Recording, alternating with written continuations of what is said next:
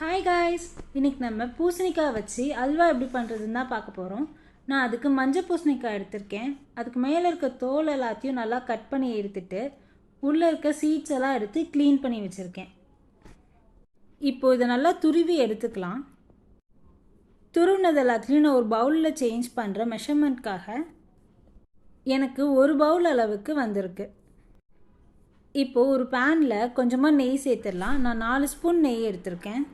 இப்போ நம்ம முந்திரி திராட்சை ரோஸ்ட் பண்ணி எடுத்துக்கலாம். ஃபஸ்ட்டு முந்திரி சேர்த்துக்கோங்க. இது கொஞ்சமாக கலர் மாறிட்டதுக்கப்புறம் நம்ம திராட்சை இது கூட சேர்த்துடலாம். இப்போ இது கூட திராட்சை சேர்த்துடலாம்.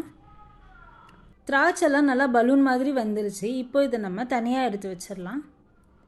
இதே பேனில் நம்ம கிரேட் பண்ணி வச்சுருந்த பூசணிக்காவையும் உள்ளே சேர்த்துடலாம்.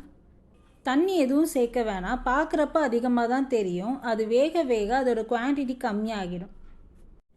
இப்போ இது ஹாஃப் குக் ஆகிடுச்சு. இந்த ஸ்டேஜில் நம்ம இது கூட சுகர் சேர்த்துடலாம். எந்த பவுலில் நீங்கள் பூசணிக்காய் மெஷர் பண்ணிங்களோ அந்த பவுலில் ஹாஃப் பவுலுக்கு நீங்கள் சுகர் ஆட் பண்ணிக்கோங்க. இதுவே நல்ல ஸ்வீட்டாக தான் இருக்கும். நீங்கள் கம்மியாக சுகர் ப்ரிஃபர் பண்ணிங்க அப்படின்னா கொஞ்சம் கம்மியாக சேர்த்துக்கோங்க. சுகர் சேர்த்துட்டு அது மெல்ட் ஆகும்போது நல்லா கிண்டி விடுங்க. ஹை ஃப்ளேமில் வச்சுட்டு நீங்கள் நல்லா இதை கிண்டி விட்டுட்டே இருங்க. இப்போ பாருங்கள், இது நல்லா வெந்துருச்சு. எனக்கு இதுக்கு ஒரு 10 மினிட்ஸ் எடுத்துச்சு. இது கூட நம்ம ரோஸ்ட் பண்ணி எடுத்து வச்ச முந்திரி திராட்சையை சேர்த்துடலாம். சேர்த்துட்டு நல்லா மிக்ஸ் பண்ணி விடுங்க. அவ்வளோதான், பூசணி அல்வா ரெடி. நீங்களும் ட்ரை பண்ணி பாருங்கள். ஒரு டிஃப்ரெண்ட்டான டேஸ்ட்டில் ரொம்பவே நல்லாயிருக்கும். இந்த மாதிரி குக்கிங் வீடியோஸ்க்கு மறக்காமல் லேர்ன் டு குக் சேனலை சப்ஸ்கிரைப் பண்ணிக்கோங்க.